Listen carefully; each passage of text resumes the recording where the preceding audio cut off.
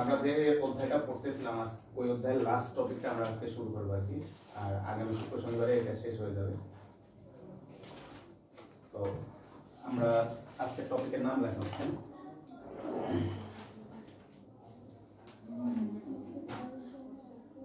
পৃষ্ঠটান।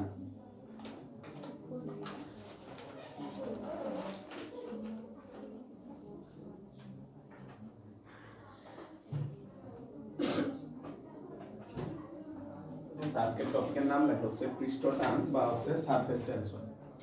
ঠিক আছে,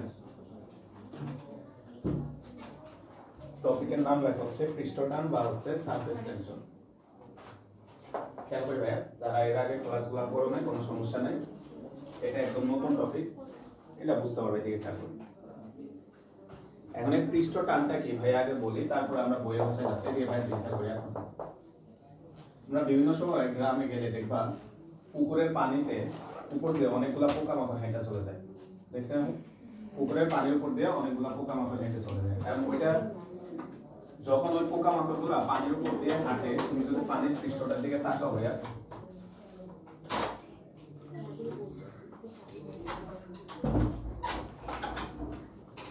এদিকে খেয়াল করো। ওই পোকামাকড় যখন পানির পৃষ্ঠের উপর দিয়ে হাঁটে, তুমি যদি তার পায়ের দিকে তাকাও ভাইয়া, তুমি দেখবা যে যে জায়গায় সে পাটা দিচ্ছে সে জায়গায় পানিটা এরকম একটা শেপ ধারণ করতেছে। আচ্ছা, তারপরে তুমি যদি একটা কাজ করতে পারো, সেটা হচ্ছে একটা পাত্র নিচে মনে করো, আগে একটু বুঝো তারপর আমরা বইয়ের ভাষায় যাচ্ছি। একটা পাত্রের মধ্যে তুমি যদি এখানে পানি নিয়ে এখানে একটা ব্লেড বা সুই রাখো বা একটা সেফটি পিন রাখো, এখানে তুমি দেখবা যে সাথে সাথে এটা ডুবে গেছে, তাই না ভাই? এটা সাথে সাথে ডুবে গেছে। কিন্তু সেম কাজটাই তুমি বাসায় আজকে নিজেই করতে পারবা। তুমি সেম কাজটাই যদি পানি নিয়ে এর উপর একটা টিস্যু পেপার বিছায় দিলাম, মনে করলাম টিস্যু পেপার বিছায় এর উপর একটা ব্লেড বা সুই আর তোমার যে সেফটি পিন আছে সেই পিনটা এখানে দিয়ে দিলাম। দেখ কিছুক্ষণ পরে ভাইয়া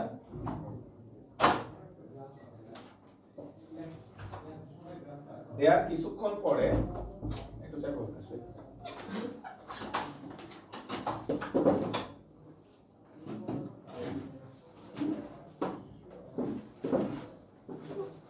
আচ্ছা খেয়াল করি, তাহলে এটা দেয়ার কিছুক্ষণ পরে তুমি কি করবা, কথা শুনি।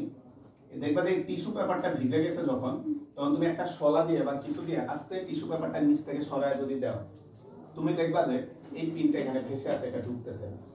বুঝবে? তুমি শলা দিয়ে টিস্যু পেপারটা সরায় দিলে বা টিস্যু পেপারটা একটু পরে ভিজে নিজে ডুবে যাবে, দেখবা যে পিনটা বা ব্লেডটা পানির উপর ভেসে আছে।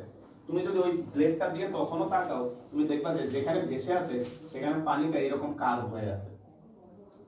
লাস্ট আরেকটা উদাহরণ দিই, সেটা হচ্ছে একটা চাদরকে তুমি কোনো কিছু টান টান করে বাঁধছো মনে করো, বেঁধে এটার উপর দিয়ে একটা মার্বেলকে তুমি ছেড়ে দিছো, বলতে এখানেও কিন্তু সেম ঘটনাটাই দেখবা। ওই মার্বেলটা যেই জায়গা দিয়ে যাবে ওই জায়গা দিয়ে কাপড়টা এরকম একটা শেপ ধারণ করবে, তাই না? তাহলে এবার তোমার কাছে প্রশ্ন, এটার সাথে উপরে দুটো উদাহরণ মিলাতো। এই কাপড়ের উপর দিয়ে যখন মার্বেলটা যাচ্ছে, একটা ভারী বস্তু যখন যাচ্ছে, তো মার্বেলটা কাপড়ের যে জায়গায় টাচ করছে সেই জায়গায় একটু নেমে গেছে। এখানেও দেখো তো একই ঘটনা হয়েছে কিনা, পোকাটা যেখানে হেঁটে যাচ্ছে বা সুইটা যেখানে আসছে সেখানে এটা এরকম একটা কার্ভ হয়ে গেছে।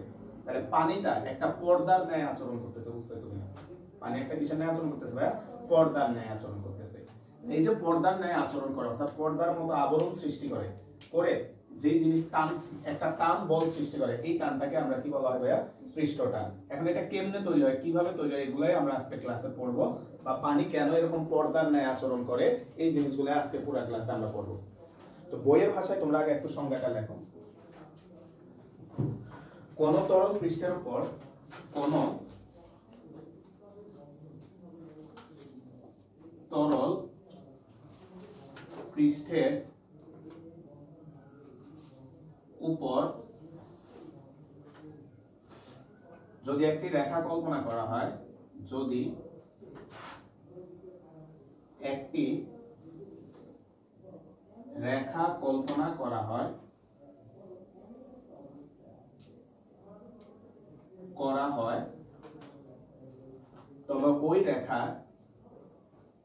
তবে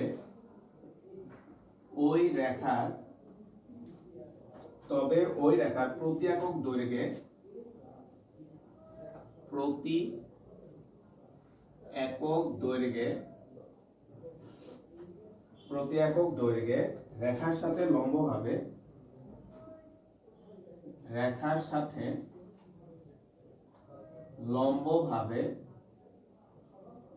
এবং পৃষ্ঠের স্পর্শক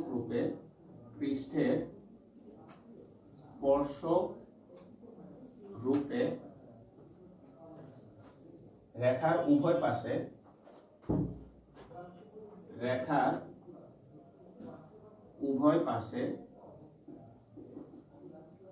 পাশে যে বল ক্রিয়া করে তাকে পৃষ্ঠটান বলে। দেখো রেখার উভয় পাশে স্পর্শকে যে বলটা ক্রিয়া করে তাকে পৃষ্ঠটান বলে।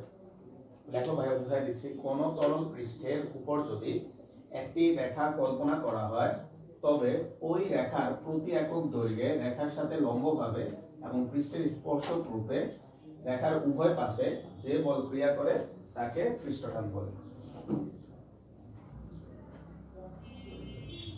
এটা বোঝানোর জন্য আমরা যদি একটা ছবি আঁকি ভাইয়া, আমরা যদি এখানে একটা ছবি আঁকি, আমরা মনে করলাম এখানে একটা তরল পৃষ্ঠ আমরা দেখাইলাম, ঠিক আছে? এখানে একটা তরল পৃষ্ঠ দেখাইলাম, মানে পুকুরের উপরের তলটা মনে করো দেখাইছো তুমি এখানে।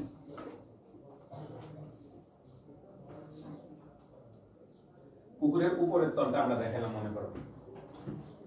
এখন দেখো তাহলে কি বলছে, কোন তরল পৃষ্ঠের উপর যদি একটা রেখা কল্পনা করা হয়, তাহলে আমরা এই তরল পৃষ্ঠের উপর একটা রেখা কল্পনা করতেছি, তাহলে আমরা মনে করলাম এই হচ্ছে সেই রেখাটা, ঠিক আছে? তরল পৃষ্ঠের উপরে আমরা একটা রেখা কল্পনা করলাম।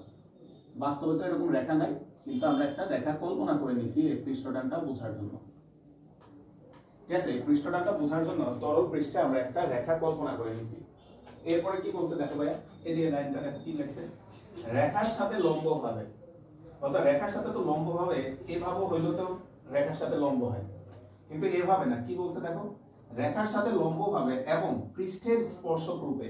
তাহলে বলো তো বলটাকে এইদিকে কাজ করবে না পৃষ্ঠের উপর থাকবে? পৃষ্ঠের উপর বলে দিছে যে পৃষ্ঠের স্পর্শক রূপে। তাহলে পৃষ্ঠের স্পর্শক রূপে রেখার উভয় পাশে, তাহলে এই দিকে রেখার উভয় পাশে রেখাটার উপর একটা বল কাজ করে, এই বলটাকে বলা হয় পৃষ্ঠটান।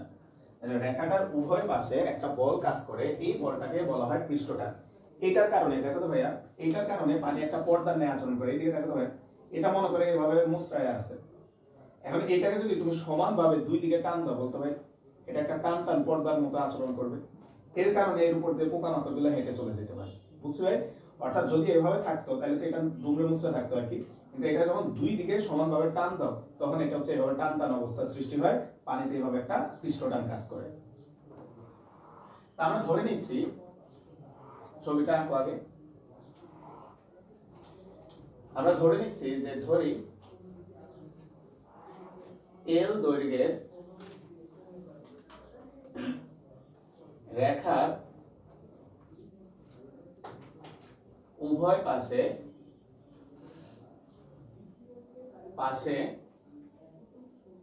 ক্রিয়াশীল বল সমান সমান হচ্ছে এল। আমরা ধরে নিলাম এল দৈর্ঘ্যের, এখানে যে রেখাটা আছে আমরা ধরে নিলাম রেখাটার দৈর্ঘ্য হচ্ছে এল, আর এই রেখাটার উভয় পাশে যে বলটা কাজ করতেছে সেই বলটাকে আমরা ধরে নিলাম এল। আর তোমরা জানো ফিজিক্সের যে কোনো সংজ্ঞা একের জন্য দেয়, তাই না ভাই?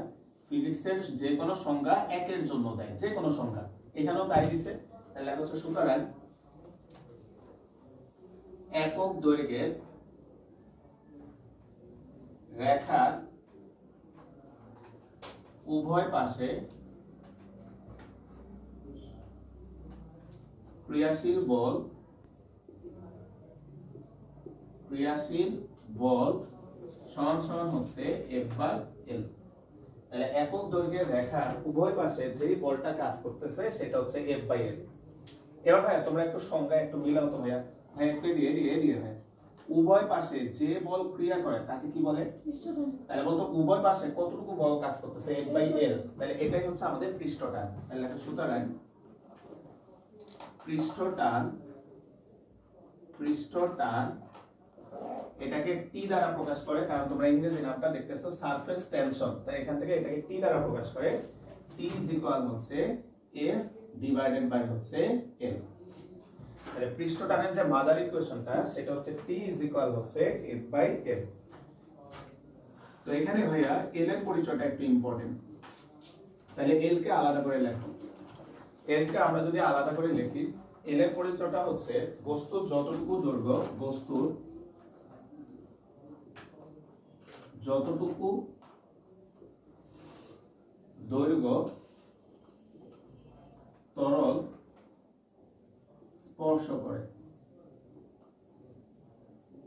বস্তুর যতটুকু দৈর্ঘ্য, এই দৈর্ঘ্য শব্দটা বস করে রাখে একটু পরে এটা লাগবে, বস্তুর যতটুকু দৈর্ঘ্যকে তরল স্পর্শ করে সেটা হচ্ছে আমাদের এল। আসো আমরা এবার এখান থেকে যদি এই দৈর্ঘ্য ব্যাপারটা বুঝাই, এক নাম্বার লেখো সুই বা তার। মনে করো ভাইয়া একটা সুই বা তারকে তুমি হচ্ছে পানিতে রাখছো, একটা সুই বা তারকে পানিতে রাখছো। তাহলে একটা সুই বা তারকে যদি পানিতে রাখো, সবাই একটু খেয়াল করে এইদিকে ভাই দিকে, এটাই মনে করো সুই বা তারটা, এটা তুমি পানিতে রাখছো। তাহলে বলো তো পানি তার এই পাশে, এই পাশটা পানি টাচ করে আছে, তাহলে এই পাশে একটা পৃষ্ঠটান তৈরি হবে, এই দিক থেকে পানি এটাকে টান দিবে। আবার এই পাশটাও পানি টাচ করে আছে, তাহলে এই পাশেও পানি একটা পৃষ্ঠটান তৈরি করবে। তাহলে তোমার কাছে প্রশ্ন, কয়টা দৈর্ঘ্যকে পানি পৃষ্ঠটান প্রয়োগ করতেছে? এই পাশেরটাও এবং এই পাশেরটা, তাহলে দৈর্ঘ্য কয়টা হলো টোটাল? তাহলে আমাদের সূত্রটা দাঁড়ায় হচ্ছে T is equal হচ্ছে F divided by হচ্ছে 2L। তাহলে T is equal হচ্ছে F ভাগ 2L, কারণ দুইটা দৈর্ঘ্যকে টাচ করছে। লেখো এখানে যেহেতু দুটি দৈর্ঘ্যকে পানি বা তরল, লেখি যেহেতু দুটি দৈর্ঘ্যকে তরল স্পর্শ করে। দেখো নিচের সারফেসটা তো ডুবে আছে ভাইয়া, নিচেরটা তো পানিতে ডুবে আছে, তাই পানি টাচ করে আছে কোনটাকে? এই সারফেসটাকে আর এই সারফেসটাকে, বুঝছো? তাহলে এই দুটো সারফেস বরাবর সে হচ্ছে বলটা প্রয়োগ করবে, পৃষ্ঠের সাথে স্পর্শক রূপে থাকতে হবে। আসো দুই নাম্বারটা যদি আসি আমরা, মনে করো একটা বৃত্তাকার রিং, বৃত্তাকার রিং। মনে করো ভাইয়া একটা বৃত্তাকার রিংকে তুমি কোনোভাবে পানির উপরে ভাসাইছো। আসো একটু বুঝাই। তো এই হচ্ছে আমাদের মনে করলাম বৃত্তাকার রিংটা, ঠিক আছে? এই হচ্ছে আমাদের বৃত্তাকার রিংটা, তুমি এটাকে পানিতে ভাসাইছো, ঠিক আছে? এটাকে তুমি পানিতে ভাসাইছো, বৃত্তাকার রিং। এখন খেয়াল করতে ভাইয়া, বলতো এটা যেহেতু বৃত্তাকার রিং মানে কি মাঝখানে কিন্তু ফাঁকা, তাই না ভাইয়া? তাহলে এই বৃত্তাকার রিং এর তুমি খেয়াল করো তো বাইরের যে অংশটা, এই অংশটাকেও পানি একটা পৃষ্ঠটান প্রয়োগ করবে। বলতো ভেতরের অংশ যেটা, ওইটাকে পানি টাচ করছে কিনা ভাই? ভিতরে তো ফাঁকা, ভিতরে তো পানি আছে, তাহলে ভেতরের অংশ পানি একটা পৃষ্ঠটান প্রয়োগ করবে, ভিতরের অংশ পানি পৃষ্ঠটান প্রয়োগ করবে। তাহলে বলো তো এখনো কয়টা পৃষ্ঠকে টাচ করছে? বলতো পানি এখনো কয়টাকে টাচ করছে বলতো ভাই? বাইরেরটাকেও টাচ করছে পানি, আবার ভেতরেরটাকেও টাচ করছে। তাহলে বলো তো ভাই আমরা এখানে লিখছি, দেখো বস্তুর যতগুলা দৈর্ঘ্যকে তরল স্পর্শ করে, তাহলে এইটা একটা বৃত্তের দৈর্ঘ্য মানে হচ্ছে তার পরিধি। একটা বৃত্তের দৈর্ঘ্য মানে কি ভাইয়া? তার। তাহলে বলো তো কয়টা পরিধিকে পানি টাচ করছে? দুইটা। তাহলে দেখো সূত্রটা হয়ে যাবে এরকম, T is equal হচ্ছে F divided by 2 into 2 pi r। দেখো সূত্রটা চেঞ্জ হয়ে এখন হয়ে গেল T equal হচ্ছে F ভাগ 2 into 2 pi r। কারণ সে ভিতরের পরিধিটাকেও টাচ করছে, সে ভিতরের পরিধিটাকেও টাচ করছে, তাই এখানে সূত্র হবে 2 into 2 pi r, কারণ দুইটা পরিধিকে সে টাচ করছে। মানে বলো যদি একটা বৃত্ত না হয়ে, এটা যদি বৃত্ত না হয়ে পারো আমরা নিরেট চাকতি হয়, নিরেট চাকতি, অর্থাৎ এরকম একটা সলিড বস্তু, মানে মাঝখানে কোনো ফাঁকা নেই, ফিলার, এটা পুরাটা ফিলার, নিরেট চাকতি। এরকম একটা নিরেট চাকতিকে তুমি এখন পানিতে ডুবাইছো, বলতে এখন সূত্রটা দেখে কি হবে বলো তো ভাইয়া? এখন শুধুমাত্র বাইরের পরিধিটাকে টাচ করছে, ভিতরের পরিধি কি টাচ করতে পারছে না? তাহলে কত হবে? 2 পাই r। তাহলে লেখা হচ্ছে t is equal হচ্ছে f ডিভাইডেড বাই হচ্ছে 2 পাই r। তাহলে শুধুমাত্র বাইরের পৃষ্ঠে হচ্ছে তোমার পৃষ্ঠটানটা কাজ করবে, ভিতরের পৃষ্ঠে যেহেতু পানি স্পর্শ করতে পারে না। লেখো ভিতরে তো পৃষ্ঠই নাই ভাই, লেখো। এরপরে আমরা 4 নাম্বারটা যদি আসি, 4 নাম্বার এ বাহু বিশিষ্ট ঘন। তাহলে এ বাহু বিশিষ্ট এবার একটা ঘনককে আমরা চিন্তা করতেছি যেটাকে তুমি পানিতে ডুবাইছো, ঠিক আছে? এ বাহু বিশিষ্ট একটা ঘনককে চিন্তা করতেছি যেটাকে তুমি পানিতে ডুবাইছো।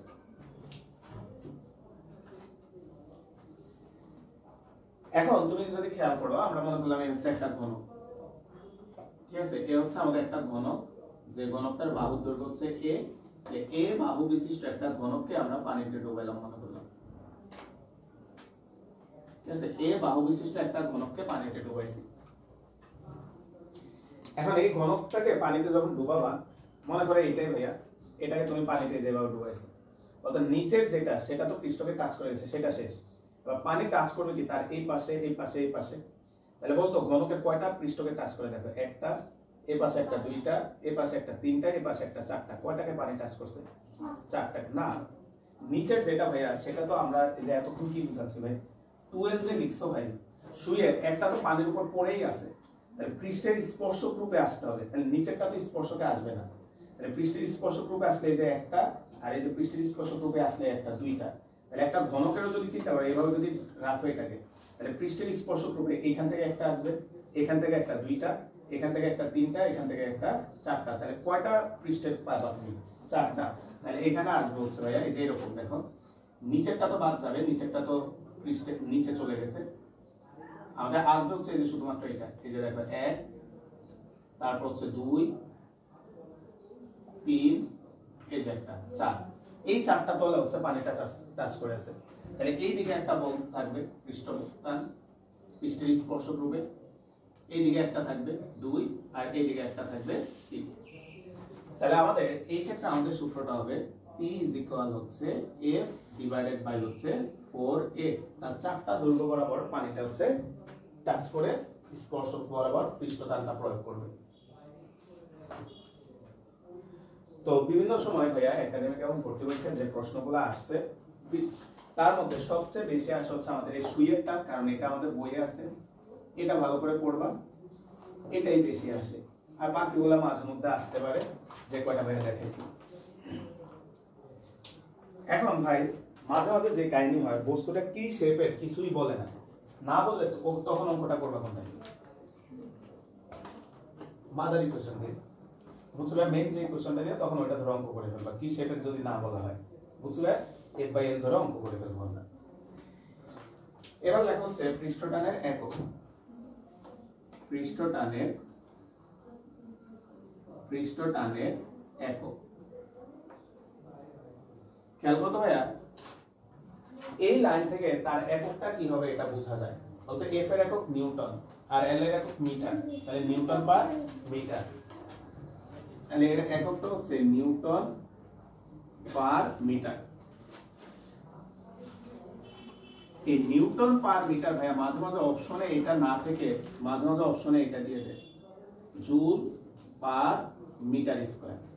মাঝে মাঝে নিউটন পার মিটার আমরা ব্যবহারিক ক্ষেত্রে ভাইয়া নিউটন পার মিটারটাই ব্যবহার করি, কিন্তু এটা মুখস্থ করাও লাগে না, তুমি পরীক্ষায় অঙ্ক করতে করতে এটা এমনি মুখস্থ হয়ে যায় যে পৃষ্ঠটানের একক হচ্ছে নিউটন পার মিটার। কিন্তু মাঝে মাঝে এমসিকিউতে নিউটন পার মিটার না দিয়ে জুল পার মিটার স্কয়ার দেয়।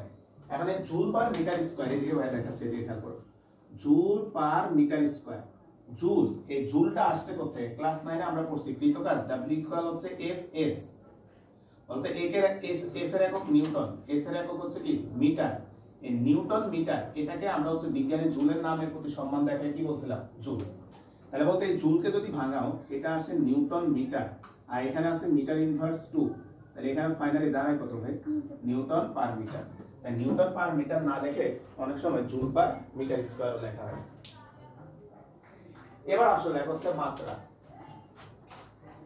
এর মাত্রাটা যদি আমরা দেখি, মাত্রা তাহলে পৃষ্ঠটান যেটা ছিল T ইজ ইকুয়াল হচ্ছে F/L।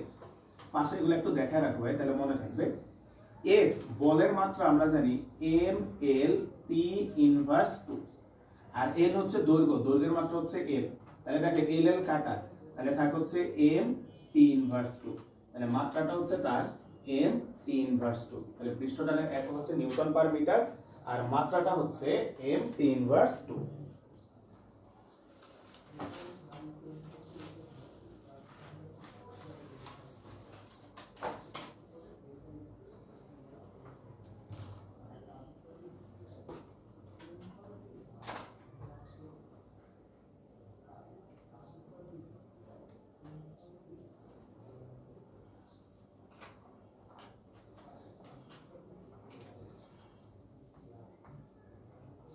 আচ্ছা,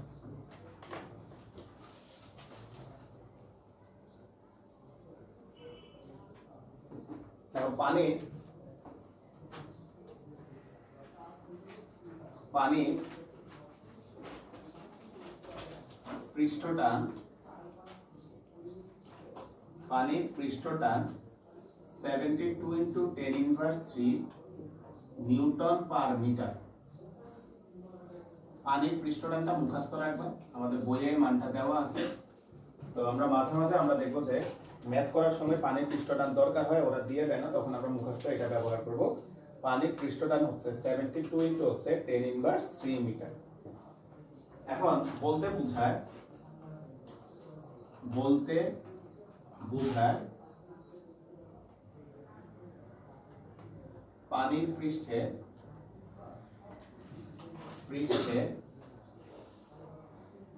1 মিটার দৈর্ঘ্যে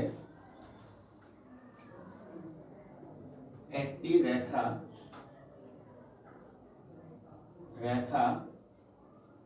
কল্পনা করা হলে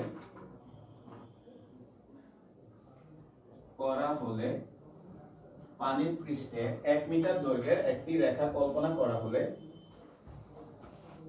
ওই রেখার উভয়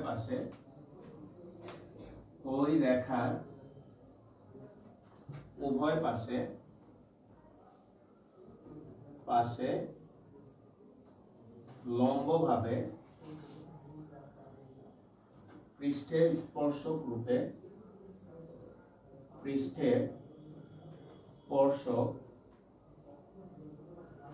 রূপে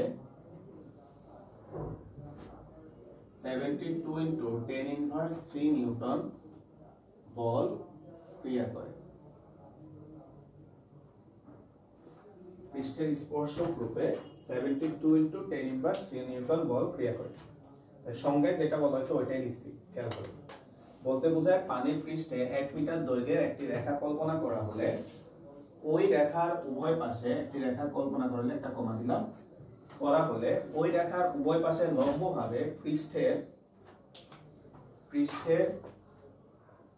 পৃষ্ঠের স্পর্শক রূপে 72 × 10⁻³ নিউটন বল ক্রিয়া করে। এবার নিচে কয়েকটা নোট লিখি আমরা। নোট, এই পৃষ্ঠটান থেকে তোমাদের বহুপদী যে এমসিকিউ গুলো আছে এখানে কিছু লাইন উঠে দেয় ভাই, একটা একটা করে বলতেছি।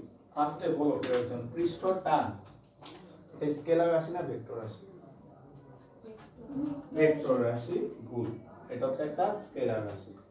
তো এটা একটা কমন এমসিকিউ এবং কমন উত্তর। কারণ কি ভাইয়া, এখানে বলাই হচ্ছে বল, একটু দেখতেছো তাই না ভাইয়া, যে বল কাজ করে 1 মিটার দৈর্ঘ্যে। আবার টান, আমরা এর আগে নিউটনের বলবিদ্যা পড়ছি, টান বল, ওইখান থেকে আমাদের সহজ অ্যানসার চলে আসে, এটা হচ্ছে ভেক্টর রাশি। কিন্তু ভাইয়া এর যে এককটা আছে একটু খেয়াল করো তো, এককটা দিয়ে খেয়াল করো। একক কি আছে ভাইয়া? Joule per metre square. এককটা আছে কি? Joule per metre square. তার মানে এটা অ্যাকচুয়ালি এমন না ভাইয়া, জুল বাই মিটার স্কয়ার। বলতো জুল কার একক? শক্তি। জুল হচ্ছে কার একক? শক্তি বা কাজ। আর মিটার স্কয়ার ক্ষেত্রফল। তাহলে ক্ষেত্রফল বলতো শক্তি একটা স্কেলার রাশি, ক্ষেত্রফল কি রাশি? স্কেলার রাশি। বা আরো বলি ভাইয়া, আমরা আগামী ক্লাসে, আজকে তো টাইম পাবো না, আমরা প্রমাণ করব পৃষ্ঠ টান সমান সমান হচ্ছে পৃষ্ঠ শক্তি। পৃষ্ঠ টান সমান সমান হচ্ছে পৃষ্ঠ শক্তি। এবার তুমি বলো কি স্কেলার রাশি না ভেক্টর রাশি? স্কেলার রাশি, কারণ এটা কি বলতো ভাই, শক্তি বলা হচ্ছে, আবার এককটাও দেখো যে জুল, তাহলে এটা কি ভাইয়া, স্কেলার রাশি। তাহলে 1 নাম্বার পয়েন্ট দেখো, পৃষ্ঠটান একটি স্কেলার রাশি, স্কেলার রাশি। তাহলে পৃষ্ঠটানটা হচ্ছে একটা স্কেলার রাশি, পৃষ্ঠটান একটি স্কেলার রাশি। এরপরে প্রশ্ন ভাইয়া, পৃষ্ঠটান এটা তরলের পৃষ্ঠের উপরে বা ক্ষেত্রফলের উপরে নির্ভর করে কিনা? পৃষ্ঠটান তরলের পৃষ্ঠের উপরে বা ক্ষেত্রফলের উপর নির্ভর করে কিনা? দেখো এটাও অনেকে আমরা করে দাগায় ফেলি, কি কারণে, নামই আছে পৃষ্ঠটান, মানে এটা পৃষ্ঠের সাথে রিলেটেড হবে, কিন্তু তুমি যে ফর্মুলাটা পড়ছো ভাইয়া, T F/2L বা F/L যাই করছো না কেন, বলতে এই L ভাইয়া তো মুছে ফেলছি, তোমাদের খাতায় দেখা এখন লেখা আছে বস্তুর দৈর্ঘ্য। তাহলে বলতো তরলের পৃষ্ঠ বা তরলের ক্ষেত্রফল বলে কিছু কি আছে এখানে? না। তাহলে সেকেন্ড পয়েন্টটা লেখো, পৃষ্ঠটান তরল পৃষ্ঠের ক্ষেত্রফলের উপর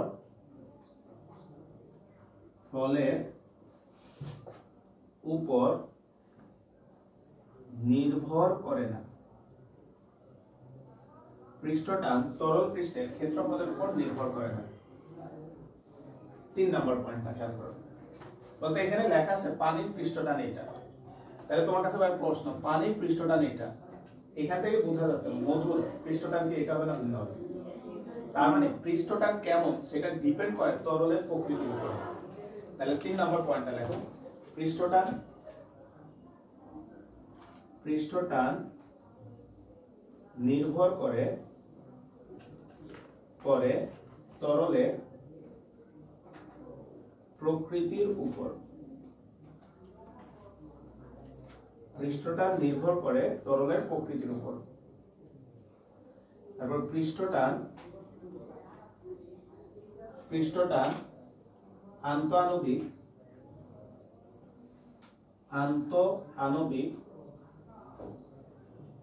বলের উপর নির্ভর করে।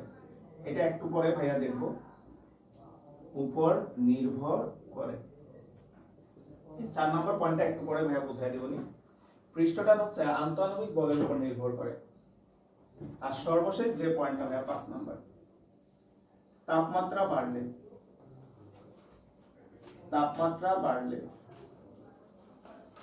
পৃষ্ঠটান তাপমাত্রা বাড়লে পৃষ্ঠটান আসো বাড়বে নাকি কমবে, আমাদের প্রশ্ন হচ্ছে এটা। অর্থাৎ বিভিন্ন সময় এমসিকিউ তে যে প্রশ্নগুলো আসছে ওইগুলোই ভাই একটা অপশন বুঝাই দিচ্ছি। তাপমাত্রা বাড়লে পৃষ্ঠটান বাড়বে নাকি কমবে, এদিকে একটু খেয়াল করতে ভাই। পৃষ্ঠটানের সূত্রটা হচ্ছে T = F/2L বা F/L। অর্থাৎ তাপমাত্রা যদি বাড়ে তাহলে বস্তুর দৈর্ঘ্য কি হবে, বৃদ্ধি পাবে। তাহলে L যদি বাড়ে তাহলে T কি হবে, কমবে। তাহলে এটাই লেখো, তাপমাত্রা বাড়লে পৃষ্ঠটান হ্রাস পায়। তাপমাত্রা বাড়লে পৃষ্ঠটান হ্রাস পায়। তাপমাত্রা বাড়লে পৃষ্ঠটান হ্রাস পায়। তাপমাত্রা বাড়লে পৃষ্ঠটান হ্রাস পায়। তো বিভিন্ন সময় ভাইয়া বিভিন্ন সময় এমসিকিউতে যে অপশনগুলো আসছে ভাইয়া একটা করে সবগুলাই বুঝাইছে। এবার পরের টপিকটার নাম লেখা হচ্ছে পৃষ্ঠটানের আণবিক তত্ত্ব। এই যে 4 নাম্বার যে পয়েন্টটা এখানে আমরা বুঝবো আর কি, আণবিক তত্ত্ব, পৃষ্ঠটানের আণবিক তত্ত্ব। পরের টপিকটার আমরা নাম লেখা হচ্ছে পৃষ্ঠটানের আণবিক তত্ত্ব। পৃষ্ঠটানের আণবিক তত্ত্ব। পৃষ্ঠটানের আণবিক তত্ত্ব। সর্বপ্রথম বিজ্ঞানী ল্যাপলাস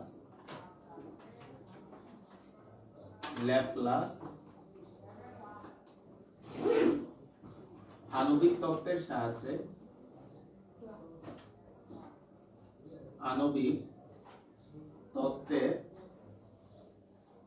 সাহায্যে পৃষ্ঠটান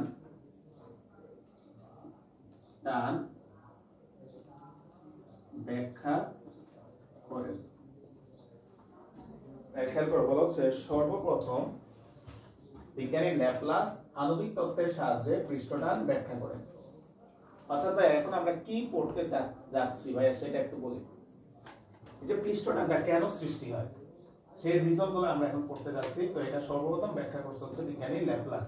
নামটা মনে রাখবা, মাঝে মাঝে আসে। সর্বপ্রথম বিজ্ঞানী ল্যাপ্লাস এই পৃষ্ঠটানটা হচ্ছে আণবিক তত্ত্বের সাহায্যে ব্যাখ্যা করে। আচ্ছা, খাতার মাঝখানে লেখো আন্তঃআণবিক বল। খাতার মাঝখানে লেখো আন্তঃআণবিক বল, মানে আমরা প্রকারভেদ পড়বো আর কি। আণবিক বল, তো এই আন্তঃআণবিক বলটাকে আমরা দুই ভাগে ভাগ করবো আর কি। তো এই অধ্যায়ের শুরুতেও কিন্তু আমরা পড়ছি যে আন্তঃআণবিক আকর্ষণ বলটা হচ্ছে দুই রকম। একটাকে আমরা পড়ছিলাম আন্তঃআণবিক আকর্ষণ আর একটা আন্তঃআণবিক বিকর্ষণ, কিন্তু আমরা আজকে ওইটা পড়বো না। আমরা তাকে অন্য দুইটা ক্যাটাগরিতে ভাগ করব। তাহলে আন্তঃআণবিক আকর্ষণটাকে আমরা দুইটা ভাগে ভাগ করব।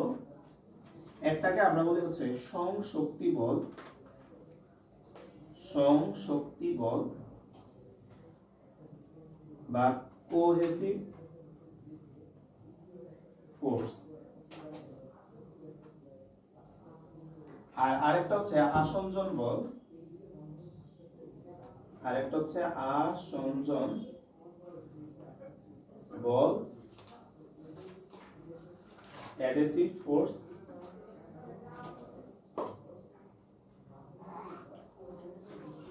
তাহলে আমাদের আন্তঃআণবিক বলটাকে আমরা দুই ভাগে ভাগ করছি। একটাকে বলা হয় সংশক্তি বল আর আরেকটাকে বলা হয় আসঞ্জন বল। তাহলে আন্তঃআণবিক বলটাকে আমরা দুই ভাগে ভাগ করলাম। একটাকে বলে হচ্ছে আমরা সংশক্তি বল আর একটাকে বলে হচ্ছে আমরা আসঞ্জন বল।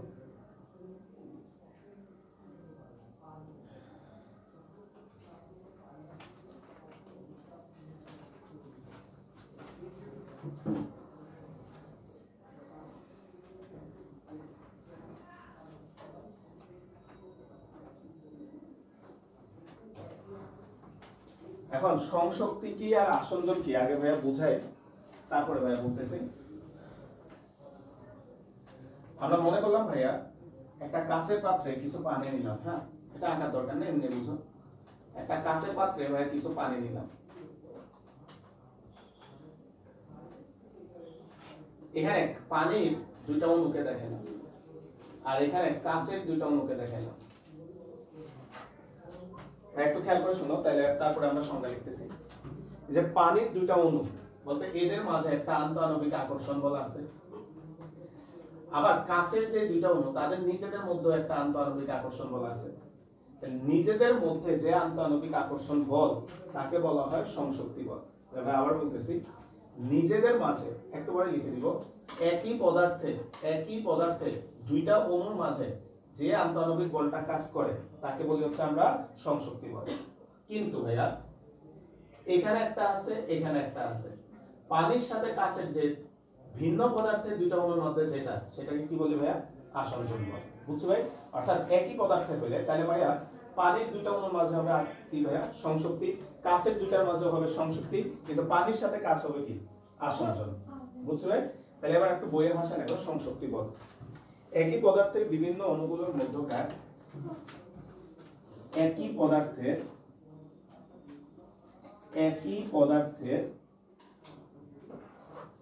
বিভিন্ন অণুগুলোর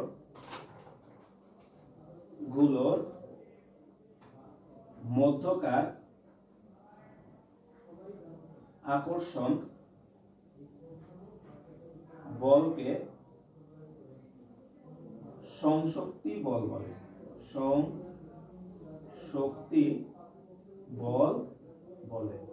খেয়াল করি, একই পদার্থের বিভিন্ন অণুগুলোর মধ্যকার আকর্ষণ বলকে সংশক্তি বল বলে। একই পদার্থের বিভিন্ন অণুগুলোর মধ্যকার আকর্ষণ বলকে সংশক্তি বল বলে। আর আসঞ্জনে লেখা হচ্ছে বিভিন্ন পদার্থের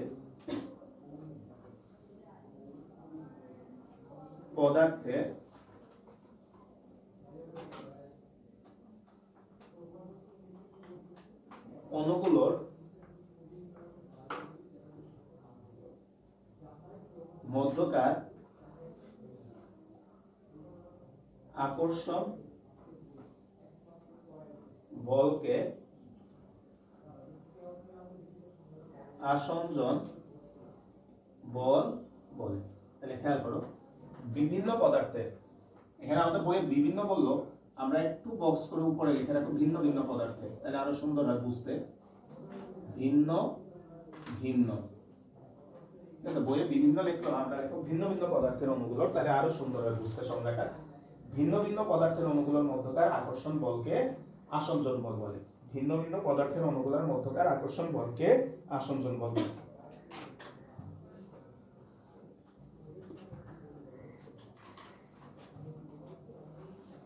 আচ্ছা, তাহলে এখন হচ্ছে নিচে এই চারটা ক্লোজ করে দাও, এটা থাকার দরকার নেই। ধরি একটি কাচের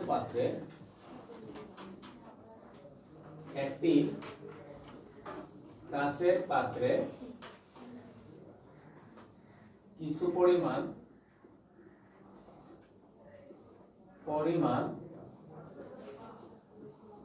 পানি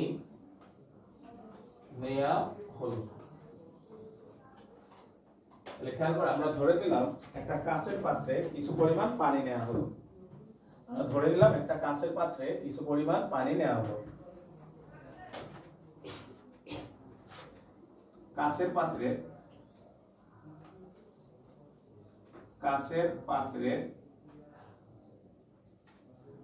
দুটি অণুর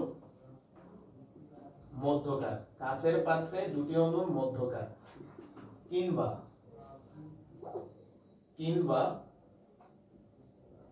তরলের দুটি অণুর মধ্যকার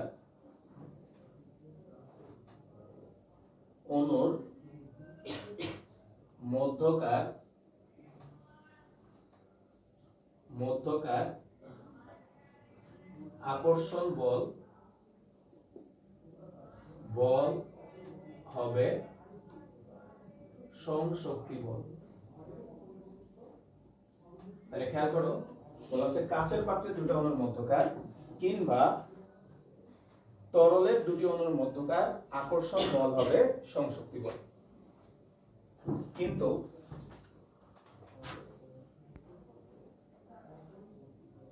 পানির সাথে একটি অণু ও কাঁচ পাত্রে একটি অণুর মধ্যকার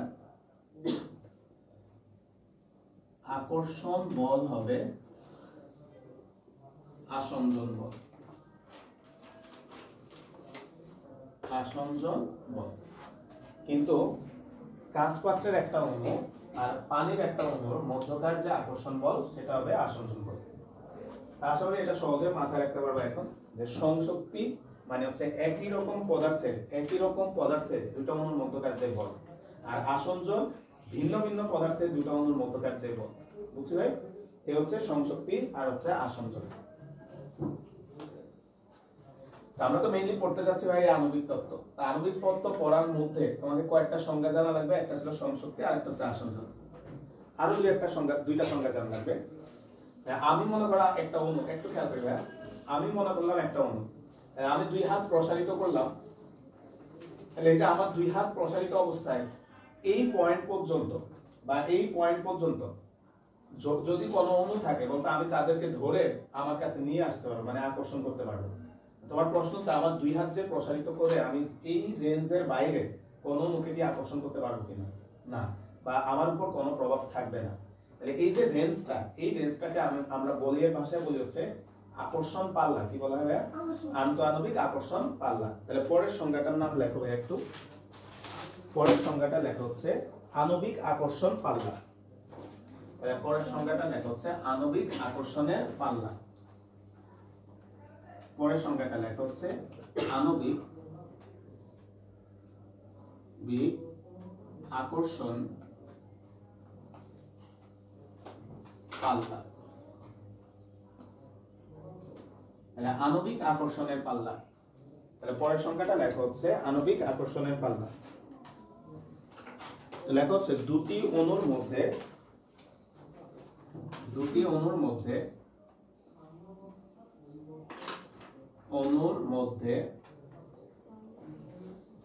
মধ্যে সংশক্তি বল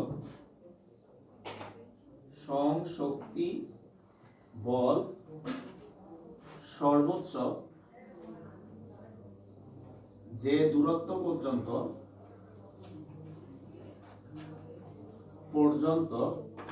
দুটি অণুর মধ্যে সংশক্তি বল সর্বোচ্চ যে দূরত্ব পর্যন্ত অনুভূত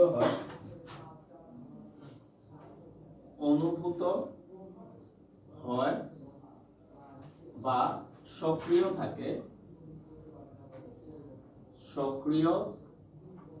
থাকে তাকে আণবিক আকর্ষণ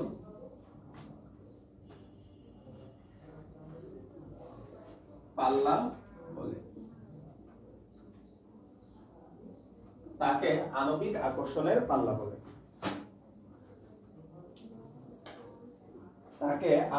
আকর্ষণের পাল্লা বলে। আমাদের বইয়ে এটা একটা মান দেওয়া আছে। আণবিক আকর্ষণের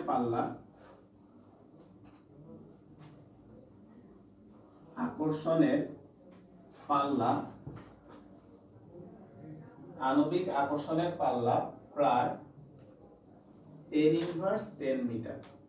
তাহলে আণবিক আকর্ষণের পাল্লাটা হচ্ছে প্রায় 10^10 মিটার। যেহেতু বইয়ে দেওয়া আছে একটু মুখস্থ রাখো, এমসিকিউ তে দিলেও দিতে পারে। তাহলে আণবিক আকর্ষণের পাল্লা হচ্ছে প্রায় 10^10 মিটার। অর্থাৎ একটা অণু তার চারপাশে 10^10 মিটার পর্যন্ত তার প্রভাবটা বজায় রাখতে পারে। আণবিক আকর্ষণের পাল্লা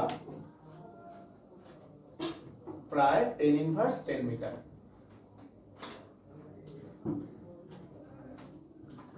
এরপর সংজ্ঞাটা লেখা হচ্ছে প্রভাবগুলো।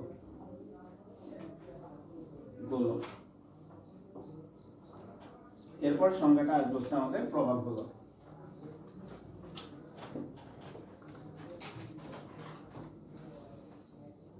এটা একটু দেখো পরে ভাই সংজ্ঞাটা লেখা আছে বুঝো। মনে করে এখানে একটা অণু আছে, তার আণবিক পাল্লা হচ্ছে 10^10 মিটার। অর্থাৎ 10^10 মিটার পর্যন্ত এখানে বলে দিছে সর্বোচ্চ এই দূরত্ব পর্যন্ত তার সংশক্তি বলটা সে কাজ করতে পারবে। তাহলে আমরা মনে করলাম একটু হচ্ছে 10^10 মিটার। তাহলে বলো তো ভাইয়া, এক পাশে কি সে তার প্রভাব বিস্তার করতে পারবে নাকি চারিপাশে আছে? তাহলে সে তার চারপাশে এরকম প্রভাব বিস্তার করতে পারবে। তাহলে বলতো তাকে কেন্দ্র করে তুমি যদি একটা গোলক চিন্তা করো, তাহলে এই গোলকটাকে আমরা বলি হচ্ছে কি ভাইয়া?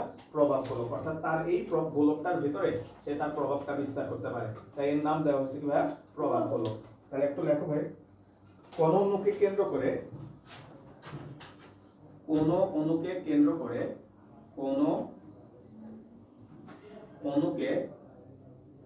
কেন্দ্র করে এর আণবিক আকর্ষণের পাল্লার সমান ব্যাসার্ধ নিয়ে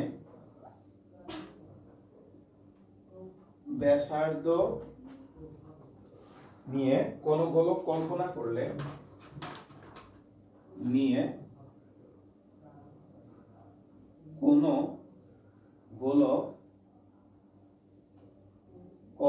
করলে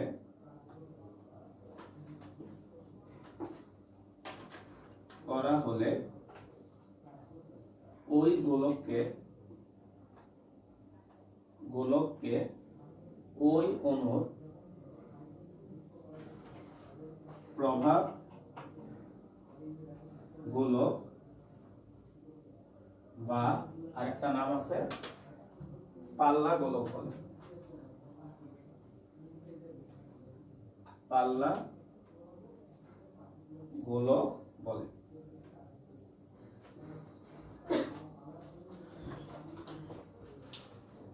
কোন অণুকে কেন্দ্র করে এর আণবিক আকর্ষণের পাল্লা সমান ব্যাসার্ধ নিয়ে কোন গোলক কল্পনা করা হলে ওই গোলককে ওই অণুর প্রভাব গোলক বলে। তো ভাই আবার বলতেছি, কেন প্রভাব গোলক নামটা দিয়েছে? আণবিক আকর্ষণ পাল্লা ছিল যে রেঞ্জ পর্যন্ত বা যে দূরত্ব পর্যন্ত সে তার আকর্ষণটা বজায় রাখতে পারে। অর্থাৎ এই গোলকটার ভেতরে যতগুলো অণু থাকবে সবার উপরে, যেমন আমি আমার দুই হাত প্রসারিত করলাম, তাহলে আমার হাতের এই রেঞ্জের ভেতরে যতজন থাকবে সবার প্রতি আমার একটা আকর্ষণ কাজ করবে, আমি তাদেরকে টেনে আমার কাছে নিয়ে আসার একটা প্রভাব বিস্তার করতে পারবো। কিন্তু আমার এই হাতের বাইরের কোন একটা অণুর উপর আমি আমার প্রভাব বিস্তার করতে পারবো না। তাহলে যে রেঞ্জের মধ্যে সে প্রভাবটা বিস্তার করতে পারে তার নাম দিছে কি ভাইয়া? প্রভাব দোলক। এবার আসো আমরা আমাদের মেইন পড়াটাতে যাই। আন্তঃআণবিক যে তত্ত্বটা ছিল, আমরা একটা ছবি আঁকি, সবাই ভাইয়ের সাথে একটা ছবি আঁকি। আমরা এখানে একটা পাত্র নিলাম ভাই, এই পাত্রের মধ্যে আমরা কিছু তরল পদার্থ নিলাম, ঠিক আছে? এই পাত্রের ভেতরে আমরা কিছু তরল পদার্থ নিলাম, সবাই একটু খেয়াল করবে। এই তরল পদার্থের ভেতরে আমরা একটা পাত্রে কিছু পরিমাণ তরল পদার্থ নিলাম। আচ্ছা, এখন এই তরলের আমরা তিনটা অণু দেখাচ্ছি, সবাই খেয়াল করো। একটা অণু দেখাইছি একটু উপরে এই জায়গায়, আর এটা হচ্ছে তার প্রভাব গোলকটা, ঠিক আছে? এটা হচ্ছে তার প্রভাব গোলকটা।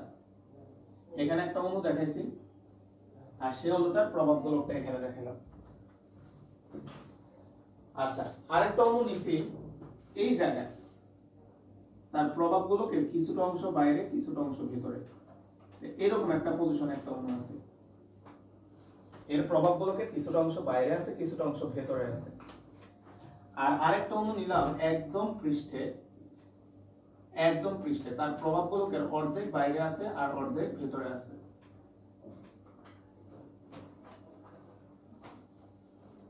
তো এই হচ্ছে আমাদের তিনটা অণু আমরা দেখালাম। এটার নাম দিলাম এ, এটা বি, আর এটা হচ্ছে সি। তাহলে এ বি সি আমরা তিনটা অণুকে দেখালাম। তরলের তিনটা পজিশনে আমরা এ বি সি তিনটা অণুকে দেখালাম।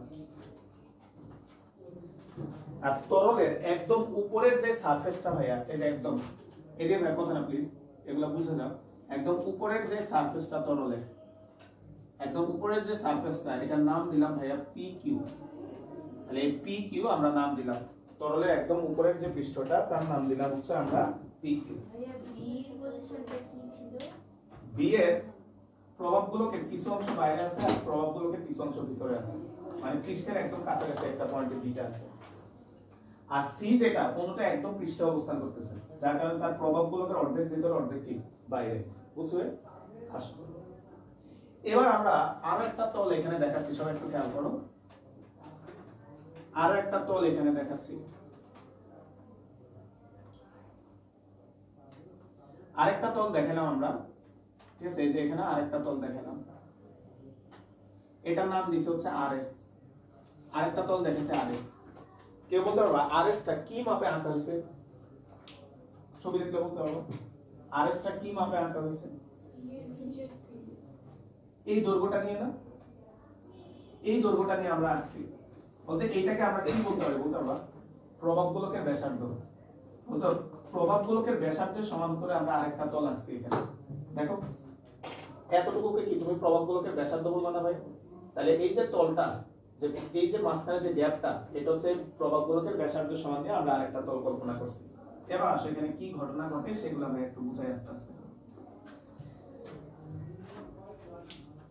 ফার্স্টে তোমরা এই অণুটার দিকে একটু খেয়াল করতে ভাই। বলতে এই অণুটা আমাদের একদম ভাই একটু লেখা বন্ধ, আর কোনো লেখালেখি নাই, পড়ে ছবি আপনি দিকে খেয়াল করো। এই অণুটার দিকে যদি খেয়াল করো, এই অণুটা পুরাটা তরলের গভীরে অবস্থিত। তাহলে এই অণুটা যেহেতু পুরাটা তরলের গভীরে অবস্থিত, বলতে এই অণুর ডান পাশে যতগুলা অণু থাকবে বাম পাশেও ততগুলাই অণু আছে। ঠিক একই ভাবে এই অণুটার নিচে যতগুলো অণু আছে উপরেও ততগুলো অণু আছে।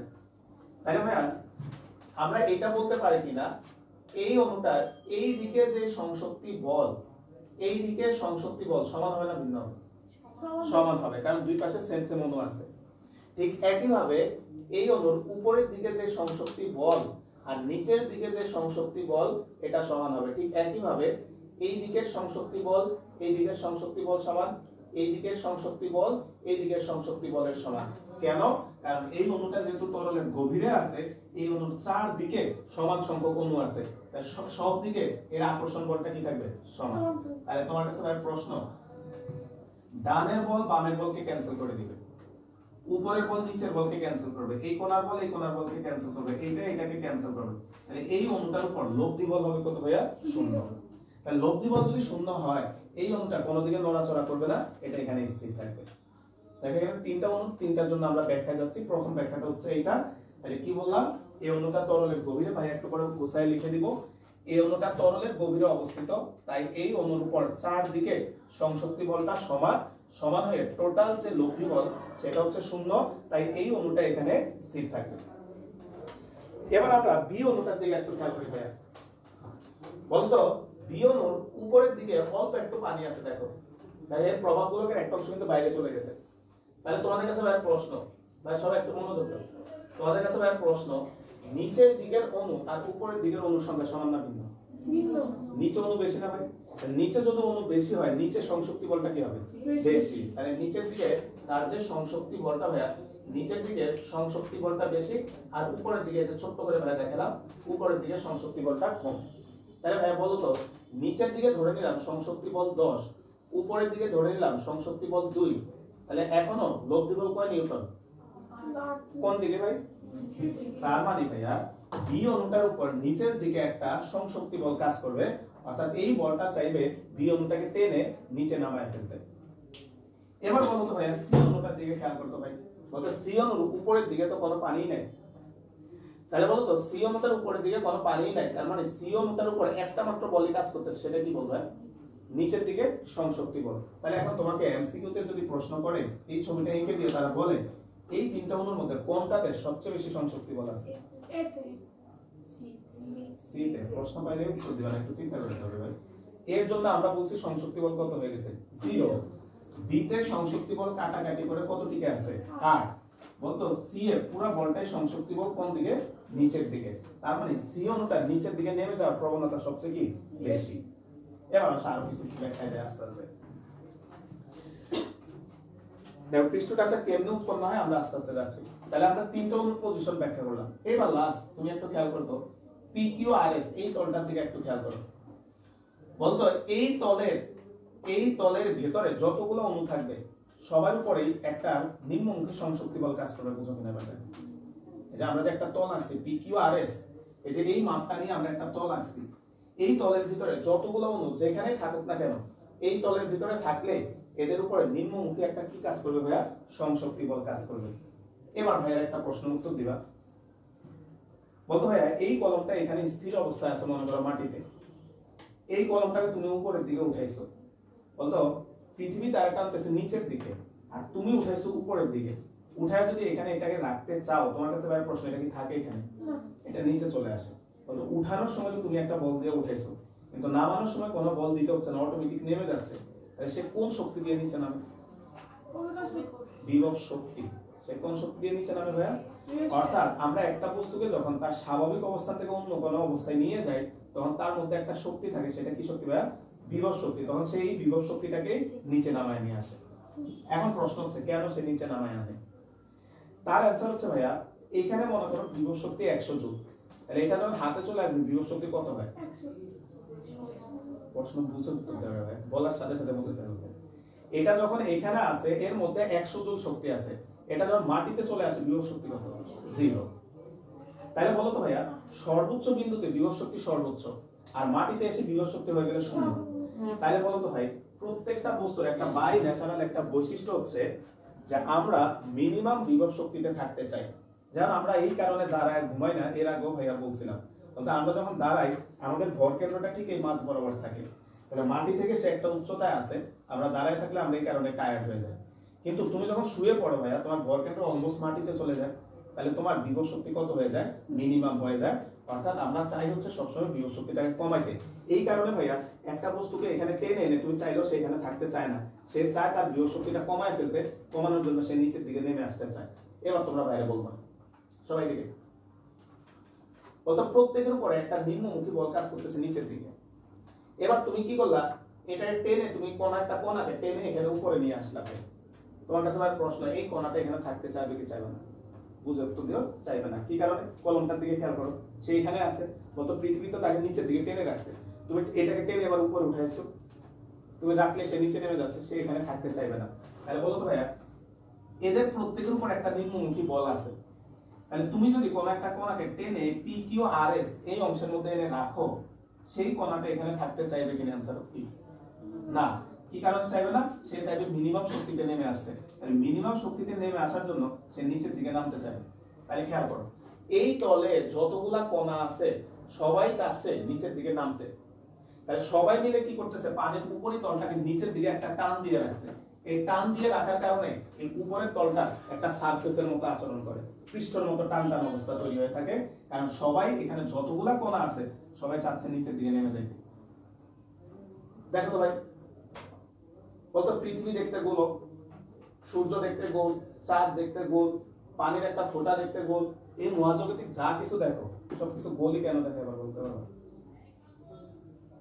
আসলে একটু বলি কেন এগুলো সবগুলো এরকম গোলাকার ধারণ করছে। ভাই একটা বৃষ্টির ফোঁটাতে এমনও দেখতে হইতে পারতো, বা চাঁদটা দেখতে এমনও হইতে পারতো, এগুলা দেখতে সবসময় এরকম গোল হয়েছে কেন? তার অ্যান্সার হচ্ছে ভাই এই যে এখানে আমরা বলে ফেলছি। আসো ভাই বলি কেন হয়েছে। অর্থাৎ বিগ ব্যাং এর পরে যখন মহাজাগতিক বিস্ফোরণ হয়েছে, সবকিছু যখন ছড়ায় গেছে, বলতে একটু আগে ভাই একটা কথা বলছি, সকল বস্তু চাই কিভাবে থাকতে বলতো ভাই? মিনিমাম বিভব শক্তিতে থাকতে। আমরা আজকের ক্লাসে তো টাইম পাবো না, আমরা আগামী ক্লাসে এই সূত্রটা পড়াবো, ডেল্টা এ ইনটু হচ্ছে ই। এই ডেল্টা এ হচ্ছে ক্ষেত্রফল আর এইটা হচ্ছে আমাদের বিভব শক্তি। তাহলে প্রত্যেকটা বস্তু বলতো ক্ষেত্রফলটা যদি তুমি কমায় ফেলতে পারো তাহলে বিভব শক্তি কি হবে? কমে যাবে। এটাই হচ্ছে মেইন কথা। আমরা আজকে এটার ভিতরে একটু পরে লিখবো, প্রত্যেকটা বস্তু চায় তার ক্ষেত্রফলটাকে সংকুচিত করে ফেলতে। তাহলে তুমি খেয়াল করো তো, মনে করলাম আমাদের পৃথিবী যখন সৃষ্টি হয়েছে বা একটা বৃষ্টির ফোঁটা যখন তৈরি হয়েছে সেই রকমই হয়েছে, এখন সে চাইবে তার ক্ষেত্রফলটা কমায় ফেলতে। তাহলে চারদিক থেকে যখন সে তার ক্ষেত্রফলটাকে কমানোর চেষ্টা করবে, চারদিক থেকে কমে আস্তে আস্তে এটা শেষে এসে একটা পয়েন্টে গোলাকার ধারণ করে ফেলবে। কারণ একটা বৃত্তের বা একটা গোলকের ক্ষেত্রফল অন্য যে কোনো সারফেসের ক্ষেত্রফলের চেয়ে কি হয়? সবচেয়ে কম হয়। এই কারণে ভাইয়া সকল বস্তু কি করে? তার সারফেসটাকে সংকুচিত করার চেষ্টা করে, সংকুচিত করলে তার বিভব শক্তিটা কমে আসে, তাই সবকিছু এরকম গোলাকার শেপে ধারণ করে আছে। বুঝছো ভাই? যা যা বলছে এবার একটু লেখো ভাই, বলি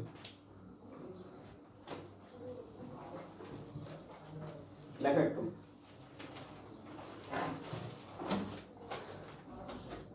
দেখেন এ অণুটি রয়েছে তরলের ভেতরে, এ অণুটি রয়েছে তরলের ভেতরে, এ অণুটি রয়েছে তরলের ভেতরে, তাই এর আণবিক আকর্ষণের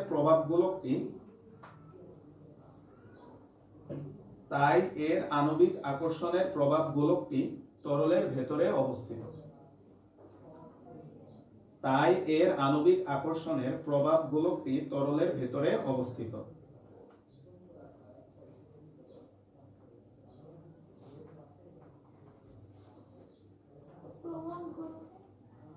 তরলের ভেতরে অবস্থিত। ফলে এর উপর সংশক্তি বলের লব্ধি শূন্য হয়। ফলে এর উপর সংশক্তি বলের লব্ধি সমান হয়। ফলে এর উপর সংশক্তি বলের লব্ধি শূন্য হয়। তাই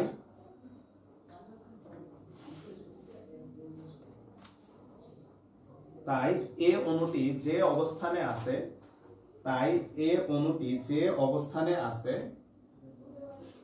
সে অবস্থানেই থাকবে।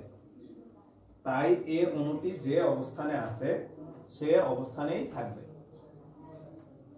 তাই এ অণুটি যে অবস্থানে আছে সে অবস্থানেই থাকবে। দেখো ভাই, আমরা আজকে এই ছবিতে টোটাল 4টা জিনিস বুঝাইছি। একটা হচ্ছে এ অণু, একটা বি অণু, একটা সি অণু, আর এই যে পৃষ্ঠ শক্তি যেটা বুঝাইছি ওই যে বিভব শক্তি দিয়ে পি কিউ আর এস, এই 4টা পয়েন্টে আমরা লিখবো। তাহলে একটা লিখলাম যে এর উপর চারদিকে সংশক্তি বল সমান, তাই এর উপর লব্ধি সংশক্তি বল শূন্য। এটা একটু আন্ডারলাইন করে রাখো, লব্ধি সংশক্তি বল শূন্য। সংশক্তি বলের লব্ধি শূন্য, এটা একটা আন্ডারলাইন করে রাখো। এরপর আসো সেকেন্ড প্যারাটাতে আসি আমরা। সেকেন্ড প্যারাটাতে আসো। বি অণুটি তরলের এমন জায়গায় রয়েছে, বি অণুটি তরলের এমন জায়গায় রয়েছে যে, বি অণুটি তরলের এমন জায়গায় রয়েছে যে,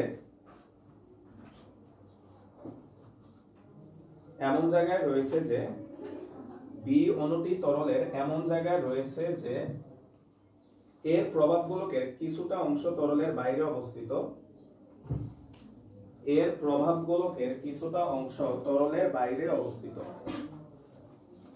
এর প্রভাবগুলোকের কিছুটা অংশ তরলের বাইরে অবস্থিত।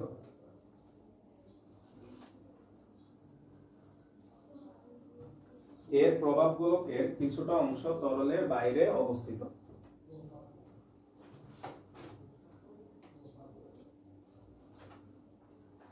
তাই এর উপরের অংশের চেয়ে, তাই এর উপরের অংশের চেয়ে, তাই এর উপরের অংশের চেয়ে, তাই এর উপরের অংশের চেয়ে নিচের অংশে সংশক্তি বল বেশি কাজ করে। তাই এর উপরের অংশের চেয়ে নিচের অংশে সংশক্তি বল বেশি কাজ করে। সংশক্তি বল বেশি কাজ করে। এর উপরের অংশের চেয়ে নিচের অংশে সংশক্তি বল বেশি কাজ করে। ফলে বি অণুটি একটি নিম্নমুখী লব্ধি বল অনুভব করে। ফলে বি অণুটি একটি নিম্নমুখী লব্ধি বল অনুভব করে। ফলে বি অণুটি একটি নিম্নমুখী লব্ধি বল অনুভব করে। যেটা এই যে ভাই ছবিতে বুঝায় রাখছি, নিচে 10 নিউটন উপরে 2 নিউটন, তাহলে লব্ধি থাকবে 8 নিউটন, যেটা নিচের দিকে কাজ করবে। ফলে বি অণুটি একটি নিম্নমুখী লব্ধি বল অনুভব করে। 3 নম্বর পয়েন্টটাতে যাও। ভাই একটু খেয়াল করে, যে একদম উপরের যে তলটা, এই যে পি কিউ যে তলটা, হ্যাঁ একদম উপরের যে তলটা, এই পি কিউ যে তলটা, আমাদের বইয়ের ভাষায় এটাকে বলা হচ্ছে তরলের মুক্ত তল। তরলের মুক্ত তল, ঠিক আছে, এটাকে বইয়ের ভাষায় বলা হয়েছে তরলের মুক্ত তল। একদম উপরের যে তলটা আছে এটাকে আমাদের বইয়ে বলা হয়েছে তরলের মুক্ত তল। একদম বাইরের পৃষ্ঠ যেটা আছে, তো একটু লেখো। সি অণুটি তরল পদার্থের মুক্ত তলে অবস্থিত। সি অণুটি তরল পদার্থের মুক্ত তলে অবস্থিত। সি অণুটি তরল পদার্থের মুক্ত তলে অবস্থিত, মানে একদম বাইরের পৃষ্ঠে অবস্থিত। বাইরের পৃষ্ঠটাকে বলা হচ্ছে মুক্ত তল। সি অণুটি তরল পদার্থের মুক্ত তলে অবস্থিত। এর প্রভাবগুলোকে উপরের অর্ধাংশ তরলের বাইরে অবস্থিত। পরে দাঁড়িয়ে দাও, দাঁড়িয়ে দিয়ে লেখো, এর প্রভাবগুলোকে উপরের অর্ধাংশ তরলের বাইরে, এর প্রভাবগুলোকে উপরের অর্ধাংশ তরলের বাইরে এবং নিচের অর্ধাংশ তরলের ভেতরে অবস্থিত। এর প্রভাবগুলোকে উপরের অর্ধাংশ তরলের বাইরে এবং নিচের অর্ধাংশ তরলের ভেতরে অবস্থিত। সি অণুটি তরল পদার্থের মুক্ত তলে অবস্থিত। এর প্রভাবগুলোকে উপরের অর্ধাংশ তরলের বাইরে এবং নিচের অর্ধাংশ তরলের ভেতরে অবস্থিত। তাহলে বলো তো ভাইয়া, আরেকবার ভাইয়া বলি, বলতে এর উপরের সাইডে কি কোনো সংশক্তি বল আছে? পুরা সংশক্তি বলটাই কোথায় ভাইয়া? নিচে। তো এটাই বলতেছে ভাইয়া, দেখো, সুতরাং এর উপরের অংশে ক্রিয়াশীল কোনো সংশক্তি বল নেই। সুতরাং এর উপরের অংশে ক্রিয়াশীল কোনো সংশক্তি বল নেই। সুতরাং এর উপরের অংশে ক্রিয়াশীল কোনো সংশক্তি বল নেই। সুতরাং এর উপরের অংশে ক্রিয়াশীল কোনো সংশক্তি বল নেই। দাঁড়িয়ে দিয়ে দাও।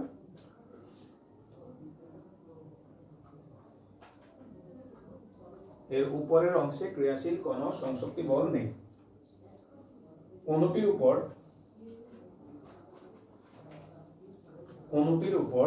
শুধুমাত্র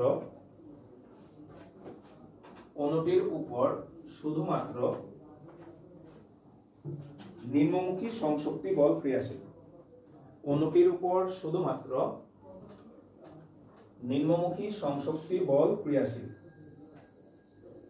দাঁড়িয়ে দাও। অণুটির উপর শুধুমাত্র নিম্নমুখী সংশক্তি বল ক্রিয়াশীল। তাই সি অণুটি সর্বদা নিম্নমুখী বল দ্বারা আকর্ষিত হবে। তাই সি অণুটি সর্বদা নিম্নমুখী বল দ্বারা আকর্ষিত হবে। তাই সি অণুটি সর্বদা নিম্নমুখী বল দ্বারা আকর্ষিত হবে। তাই সি অণুটি সর্বদা নিম্নমুখী বল দ্বারা আকর্ষিত হবে।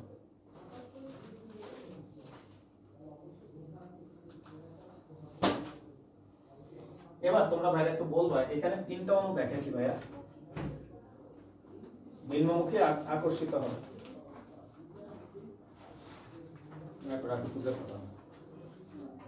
এদিকে খেয়াল করে ভাই, বলতে এইখানে যে তিনটা অণু আঁকছি ভাই, বলতে এ বি সি, এই তিনটা অণুর মধ্যে কার নিচে যাওয়ার প্রবণতা সবচেয়ে বেশি? সি। সুতরাং বিভিন্ন অবস্থানে অবস্থিত অণু তিনটির মধ্যে, সুতরাং বিভিন্ন অবস্থানে অবস্থিত অণু তিনটির মধ্যে, সুতরাং বিভিন্ন অবস্থানে অবস্থিত অণু তিনটির মধ্যে, সুতরাং বিভিন্ন অবস্থানে অবস্থিত অণু তিনটির মধ্যে সি অণুটির নিচের দিকে যাওয়ার প্রবণতা সবচেয়ে বেশি। বিভিন্ন অবস্থানে অবস্থিত অণু তিনটির মধ্যে সি অণুটির নিচের দিকে যাওয়ার প্রবণতা সবচেয়ে বেশি।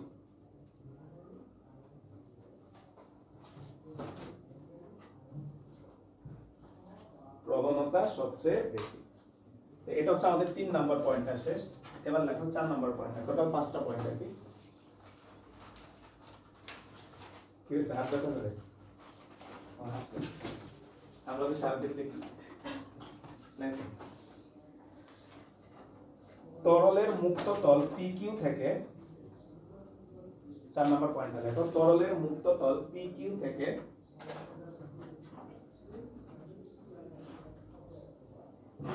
তরলের মুক্ত তল PQ থেকে আণবিক পাল্লার সমান দূরত্বে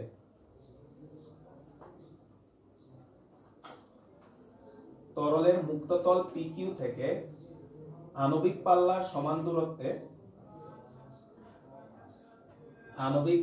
সমান দূরত্বে যদি একটি সমান্তরাল তল RS কল্পনা করা হয়, যদি একটি সমান্তরাল তল RS কল্পনা করা হয়, যদি একটি সমান্তরাল তল RS কল্পনা করা হয়, কমা দাও একটা ভাই, এই যে এটার কথা বলছে যে RS আমরা একটা টানছি আণবিক পাল্লার সমান করে, তবে PQ এবং RS এর ভেতরে অবস্থিত, তবে PQ এবং RS এর ভেতরে অবস্থিত, তবে PQ এবং RS এর ভেতরে অবস্থিত, তবে PQ এবং RS এর ভেতরে অবস্থিত সকল অণু সংশক্তি বলের কারণে নিম্নমুখী টান অনুভব করবে। PQ এবং RS এর ভেতরে অবস্থিত সকল অণু সংশক্তি বলের কারণে নিম্নমুখী টান অনুভব করবে। PQ এবং RS এর ভেতরে অবস্থিত সকল অণু সংশক্তি বলের কারণে নিম্নমুখী টান অনুভব করবে। একটু বাইরে বলো তো, বি আর সি এর মধ্যে কার নিম্নমুখী বল বেশি? সি এর। তাহলে বলো তো, তুমি RS থেকে যত উপরে যাইতে থাকবা এই নিম্নমুখী বলটা বাড়বে না কমবে? বাড়বে। তাহলে RS থেকে যত উপরে যাব এই নিম্নমুখী বলের মান কি হবে? বাড়বে। তাহলে এই লাইনটাই বলছে, দেখো, এই নিম্নমুখী টানের মান, এই নিম্নমুখী টানের মান, এই নিম্নমুখী টানের মান RS তল থেকে যত উপরে, RS তল থেকে যত উপরে, RS তল থেকে যত উপরে মুক্ত তলের দিকে যাওয়া যাবে ততই বাড়তে থাকবে। RS তল থেকে যত উপরে মুক্ত তলের দিকে যাওয়া যাবে ততই বাড়তে থাকবে এবং মুক্ত তলে এর মান সর্বাধিক। RS তল থেকে যত উপরে মুক্ত তলের দিকে যাওয়া যাবে ততই বাড়তে থাকবে এবং মুক্ত তলে এর মান সর্বাধিক, এবং মুক্ত তলে এর মান সর্বাধিক। অর্থাৎ একদম উপরে যারা আছে তাদের উপর এই বলটা সবচেয়ে বেশি কাজ করবে। এবার আসো সর্বশেষ যে পয়েন্টটা আছে,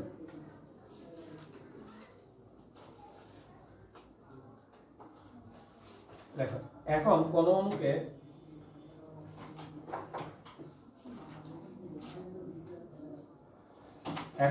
অণুকে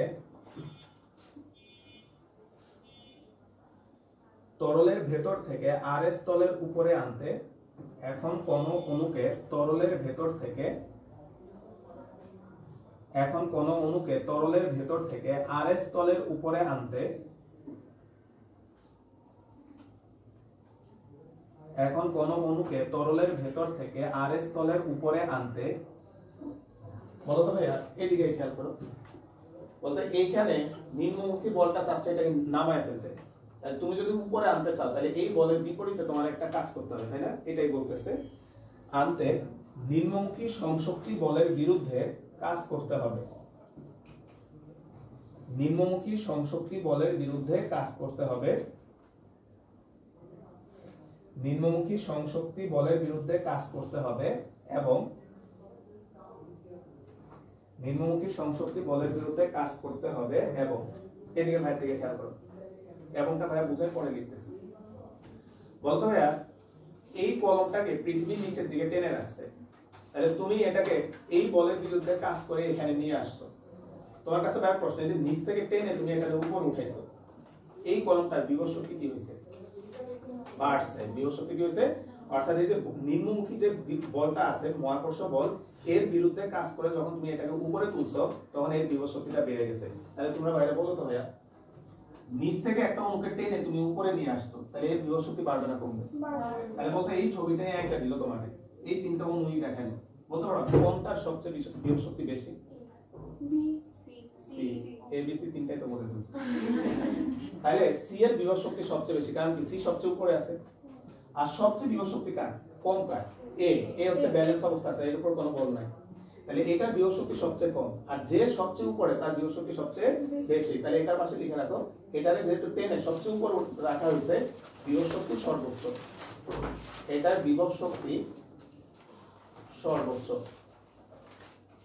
এটার বিভব শক্তিটা সর্বোচ্চ, তাহলে এটা একদম উপরে যেটা আছে এটার বিভব শক্তি হচ্ছে সর্বোচ্চ।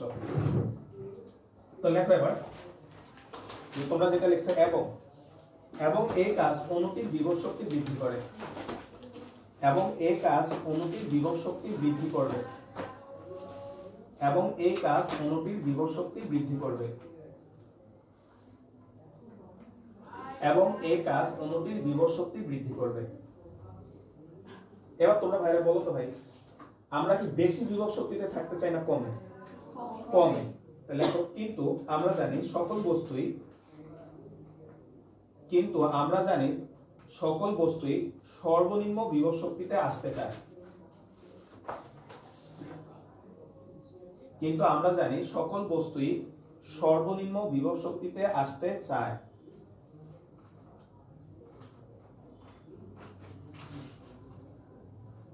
দাঁড়িয়ে দাও। চায়। এখন PQ এবং RS তলে, এখন PQ এবং RS তলে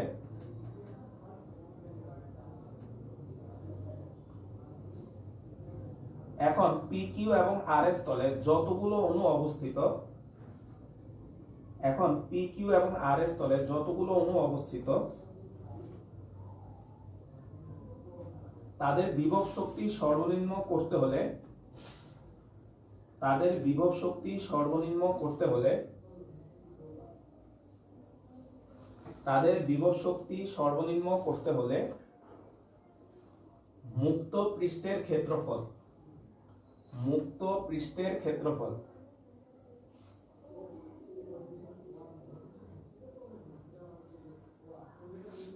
কেউ বলো তো বাড়াইতে হবে না কমাইতে হবে?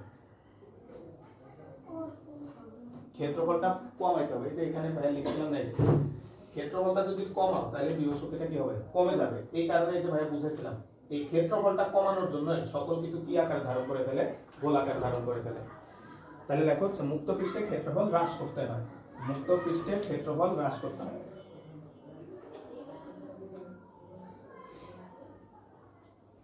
তার মানে ভাইয়া একদম উপরের এই পি কিউ আর এস এর মধ্যে যে কণাগুলো আছে এরা সবাই চায় এখানে যত কণা আছে সবগুলা কণা চাচ্ছে তাদের এই পৃষ্ঠটার ক্ষেত্রফল কমাইতে।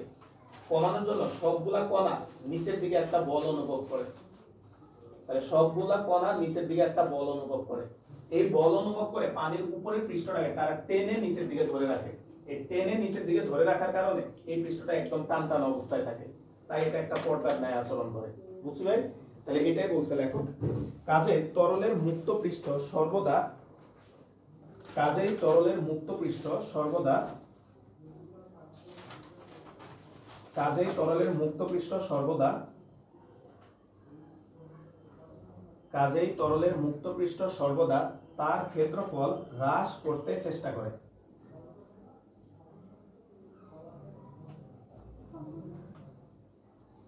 কাজেই তরলের মুক্ত পৃষ্ঠ সর্বদা তার ক্ষেত্রফল হ্রাস করতে চেষ্টা করে এবং কাজেই তরলের মুক্ত পৃষ্ঠ সর্বদা তার ক্ষেত্রফল হ্রাস করতে চেষ্টা করে এবং সংকুচিত হতে চায়, এবং সংকুচিত হতে চায়। ফলে মুক্ত পৃষ্ঠটি একটি টান টান স্থিতিস্থাপক পর্দার ন্যায় আচরণ করে। ফলে মুক্ত পৃষ্ঠটি একটি টান টান স্থিতিস্থাপক পর্দার ন্যায় আচরণ করে। দেখো ক্লাসের শুরুতে এই পর্দার কথাটা বলছি, কেন সে পর্দার মতো আচরণ করে তার ব্যাখ্যাটা এই যে এখানে গুছায় লেখা হয়েছে। ফলে মুক্ত পৃষ্ঠটি একটি টান টান স্থিতিস্থাপক পর্দার ন্যায় আচরণ করে। তো ভাই আগে যখন সৃজনশীল ছিল না ভাইয়া, এই প্রশ্নটা পরীক্ষায় আসতো যে পৃষ্ঠটানে আণবিক তত্ত্ব ব্যাখ্যা করো, তো এই পুরো জিনিসটা সুন্দরভাবে গুছায় লিখে দিছে। এখন সৃজনশীল হওয়ার পরে ব্যাখ্যাটা আসে না, বাট তুমি ভিতরের জিনিসগুলো একটু পড়বা। বলো তো ভাইয়া কি হয়েছে? আচরণ শেষ। একটা লাইন একটু আন্ডারলাইন করে যে ক্ষেত্রফল হ্রাস করতে চেষ্টা করে, পাইছি ভাইয়া? ওই লাইনটা একটু আন্ডারলাইন করো। ক্ষেত্রফল হ্রাস করতে চেষ্টা করে, ওই লাইনটা একটু আন্ডারলাইন করো। আন্ডারলাইন করে এই যে এইভাবে আন্ডারলাইন করে ভাইয়া পাশে মার্জিনের পাশে এটাকে নিয়ে আসে লেখো, এই কারণে বৃষ্টির ফোঁটা গোলাকার হয়। ফোঁটা গোলাকার হয়, এই কারণে বৃষ্টির ফোঁটা হচ্ছে গোলাকার হয়। অর্থাৎ সকল বস্তু চায় সে মিনিমাম বিভব শক্তিতে থাকতে, আর মিনিমাম বিভব শক্তিতে থাকার জন্য সে তার ক্ষেত্রফলটাকে সংকুচিত করার চেষ্টা করে। এই যে ছবি আঁকা রাখছি ভাই, আর ক্ষেত্রফল সংকুচিত করার চেষ্টা করতে করতে সে একটা পর্যায়ে গোলাকার শেপ ধারণ করে, কারণ যে কোনো বস্তুর ক্ষেত্রফলের চেয়ে গোলকের ক্ষেত্রফল হচ্ছে কম, তাই হচ্ছে সে গোলাকার ধারণ করে ফেলে। যেমন ভাই আমাদের যে বিগ ব্যাং এ তোমার যে গ্যাসীয় পদার্থগুলো চারদিকে ছড়ায় পড়ছে, তখন এদের বিভব শক্তি বেড়ে গেছে। এবার তারা যখন বিভব শক্তি কমানোর চেষ্টা করছে, তখন আস্তে আস্তে তারা আবার কি আকার ধারণ করছে ভাই? গোলাকার ধারণ করছে। আজকে এই পর্যন্তই। আর এক মিনিট একটা কথা শুনি, শুধুমাত্র আগামী শুক্রবারের জন্য। আগামী শুক্রবার একটু ভাই ঢাকার বাইরে যাবো আর কি, তো তোমাদের 9:30 ক্লাসটা 8টায় হয়েছে, পরে তোমাদেরকে 9:30 শেষ করে ভাই ঢাকার বাইরে চলে যাবো আর কি, ঠিক আছে? না ওই দিন ম্যাথ নিব না, শুধু ফিজিক্স ক্লাসটা নিয়ে চলে যাবো, ঠিক আছে? এটা